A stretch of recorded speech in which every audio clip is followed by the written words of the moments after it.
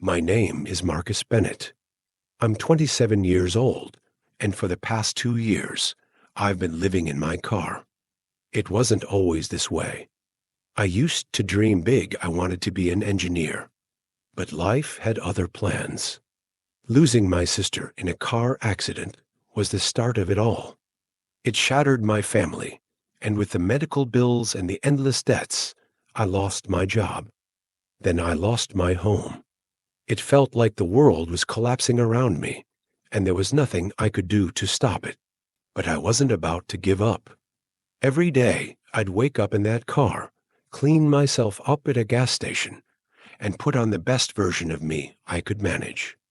Dignity doesn't cost anything, and I wasn't going to let life take that away from me. One day, I saw a job posting. Tesla was hiring production associates. Tesla, Elon Musk's company. The man who revolutionized electric cars and wanted to take humanity to Mars. Working there felt like a dream, but I applied anyway. And somehow I got the job. For 3 months, I gave everything I had to that factory. While others laughed during breaks or complained about the workload, kept to myself. I stayed late, studying the equipment manuals and making sure everything I touched was perfect. I didn't just want to work at Tesla. I wanted to belong there. Then, one ordinary day turned into something extraordinary.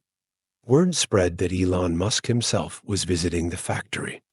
People whispered, craned their necks, and tried to catch a glimpse of him. I stayed focused, working on a faulty battery pack that wasn't aligning properly.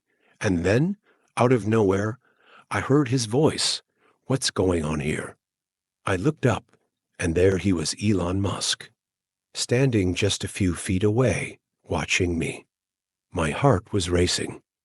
Sir, the battery pack wasn't aligning properly, so I adjusted the frame," I stammered.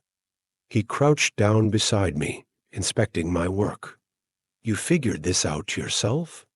He asked. "Yes, sir," I replied, my voice barely audible. He nodded, stood up, and said something that I'll never forget. "This kind of initiative is what keeps this place running." Then he turned to my supervisor and said, "Give this man proper acknowledgement." For a moment, the factory erupted into murmurs and light applause. I was embarrassed, but deep down, I felt seen for the first time in years. I thought that was the end of it. But later that night, Elon Musk was sitting in his office, and he asked his assistant to look into my background. And that's when he found out the truth. I was homeless. The next morning, I was working as usual when a man in a suit tapped me on the shoulder. "Marcus Jones." He said. "Yes," I replied, confused. "Mr. Musk wants to see you." "Follow me." I froze.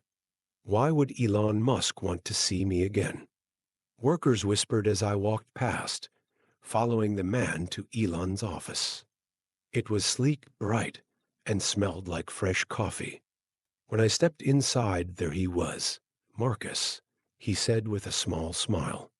"Sit down." I hesitated, then slowly sank into the chair. "I found out something last night." Elon began. "I know you're sleeping outside. Is that true?" I froze, gripping my knees. No one had ever confronted me about it before. "Don't worry," he said gently. "You're not in trouble. I just want to help." I couldn't speak. No one had ever said that to me before. "I know you're a hard worker. You don't complain, and you don't ask for favors. That's rare. People like you deserve better," he said. Then he stood up, handed me an envelope, and said, "There's an apartment ready for you, fully paid for a year, and a car to get you there." My hands shook as I opened the envelope. Inside were the keys to a Tesla Model 3 and the lease to my new home. "Why?" I asked, my voice breaking. "Why would you do this for me?" He smiled. "Because you've earned it for the first time in years," I cried. I let the tears fall. By the end of the day, everyone at the factory knew what had happened. I became the face of hope in that place, the quiet man who was finally given a second chance. That night, I walked into my new apartment. It was fully furnished, with a warm bed and a stocked kitchen. I stood in the middle of the room, holding the keys in my hand, and whispered, "Thank you." Elon Musk didn't just change my life. He reminded me that there's still kindness in the world. He saw something in me that no one else had, and now I have the chance to rebuild, to dream again. This is my story, and it's a story I'll carry with me forever. Thank you for watching this inspiring story. If you enjoyed it, don't forget to like the video, share it with your friends, and subscribe to our channel. Hit the notification bell for more uplifting stories. Have a wonderful day.